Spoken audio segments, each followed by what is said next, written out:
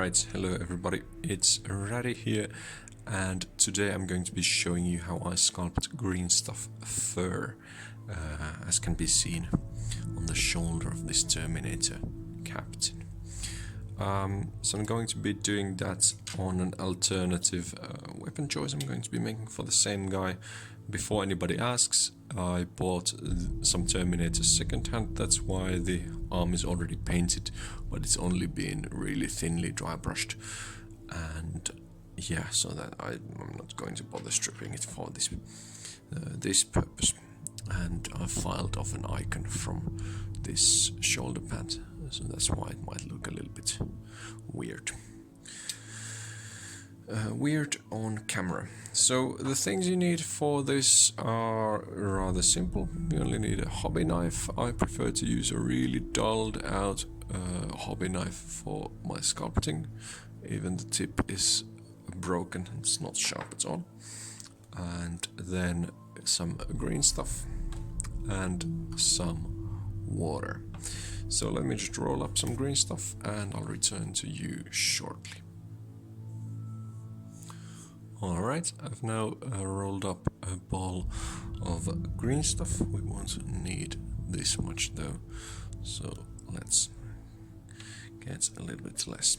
So first off, what I'm going to do is I'm going to be placing the fur on top of this shoulder pad. So I want this kind of a triangular shape, not too regular.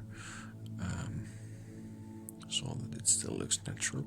Be sure to leave some thickness to it, so you have actually something to sculpt. And if you have something like this, you can try to smooth it out with some water on your finger. All right. Then place the piece of fur where you want it. Want to be a bit more rounded from that top part there, something like that should do the trick. And we place it on the shoulder pad like so. That will work wonderfully.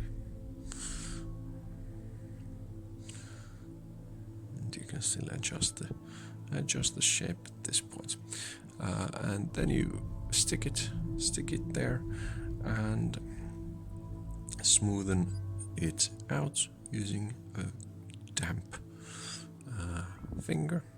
And you can use, for example, your fingernail to kind of clean out the edge to get a sharper edge to what you're sculpting. You can also use your fingernail to smooth it out. Alright, I think there's a little bit of a imperfection there, but that won't matter for our purposes here. Then we can check with the model, and it's still looking somewhat like what we want it to look. Yes, looks good. And then we can move on to sculpting. You might want to wait a little bit before you start this step. I'm impatient, so I'm going to go ahead. It's worked fine for me. Fine for me every time, but some people tend to prefer to wait a little bit for their green stuff to cure. So what we're going to start doing is doing these kind of dents into the green stuff. First, we're going to do it quite in an orderly manner, not too irregularly. And you shouldn't be intimidated by sculpting fur. Honestly, it's probably one of the easiest things to get right, in my experience at least. So go ahead and give it a shot, and I'm sure it'll be alright. And once again, if you do follow the tutorial, be sure to tag me if you post your results somewhere. I'm always happy to see what you guys come up with. So we moved on to the next row, trying to place some of these dents in between, kind of, for example, if there's 2 dents there, the below dent I try to place in between them, like so, and then continuing the same thing. You know, it's already starting to come together quite nicely. And these dents can be quite thick. The thicker they are, the easier the fur will be to paint. So don't make them too thin. Alright, that's our initial fur done. It's looking quite regular now. Already looks alright, but we'll go and adjust it a little bit now. So what I'm going to start doing now is I'm going to start first of all doing the top part of the fur. So thinly spreading the fur upwards so that it doesn't look as regular there. You could leave it, leave the sharp edge that we did there, and paint it as leather, for example. But I want mine to be just the pelt, no leather showing on this one. Then we can do the same to the bottom. This really makes a huge difference in how it looks.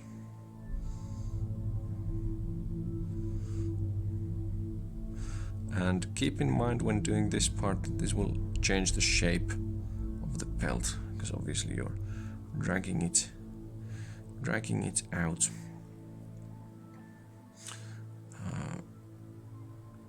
So just a good thing to keep in mind when doing this. I'll give a nice fur-like texture. But once again, I do find that the blade with a little bit of a dull blade, mine's actually you can see the end is missing there. It's not the sharpest part. The sharpest tip of it is missing. And that helps with this kind of stuff. It's with a really sharp knife with the tip still intact, you might find it hard to create this kind of stuff. Might be too small, the dent you create. Alright, we've done the bottom now and the top, so now we can move to kind of fix the fur in places where we're not happy with how it looks. For example, here I think it looks really good already, but here in the middle not as much. This looks alright, so we'll focus on the middle and maybe this bottom part still a little bit. So we can do, for example, here it looks like there's just lines there, so instead of lines we can switch them to look like these kind of, well, pieces of tufts of fur, I guess, by making them sort of triangular. Don't forget to wet your blade, mine was already, or your tool. You can use something else for this as well, I'm sure. And remember, you can do a lot by just pushing the green stuff around like I'm doing now. That will already create some irregularity. You don't always just have to poke the fur full of holes everywhere. That kind of texture might actually be quite hard to paint in a way that looks neat sometimes. Right. There.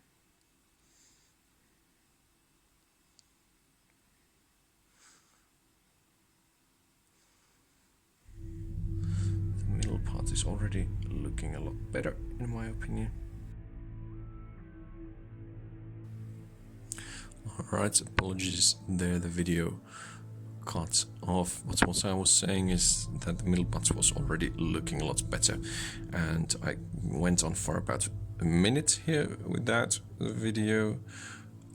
So I'll explain what I've been doing. So basically I've been trying to break the pattern that we made in the beginning by poking and dragging the holes all around the fur to make it look more irregular. And we've done it here and here, and we still have to do a little bit here, I think.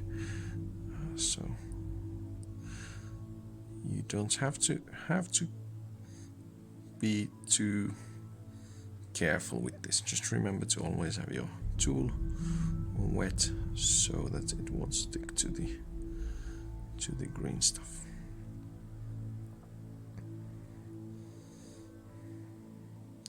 Just aiming to break the initial pattern, create some irregularity to the fur. We can also drag the top parts of the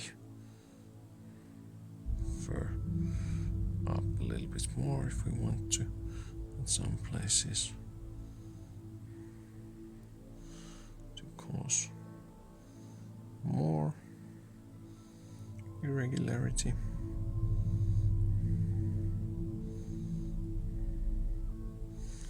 For example, there. A little bit. Push it back a bit. Don't really like it was too much. As you can see, it's easy to fix mistakes when doing fur.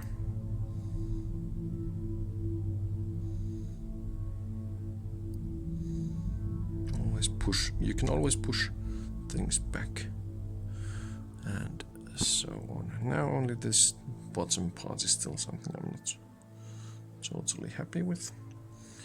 We could make some small cuts there if we wanted to. Try to do that. I'm trying to adjust the fur a little bit from the bottom there. It's good to have something underneath when you are doing the texture, and here we don't have anything underneath, so I'm putting my fingernail under there.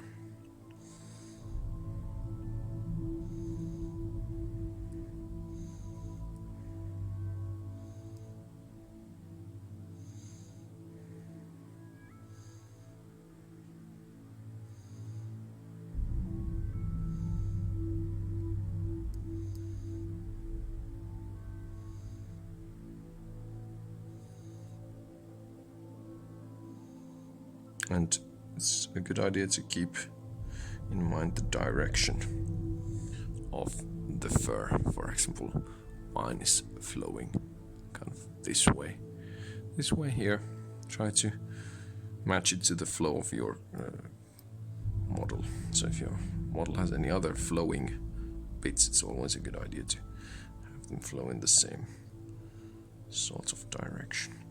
But basically for the rest of this, it's just fiddling about until you're happy with it. Be careful not to touch any of the fur while doing it, and eventually you'll be done with it. I think we are nearing that point here right now. Alright, still this part here. So I'm not totally convinced on. There we go. Much better. Alright, now I think we're happy with that.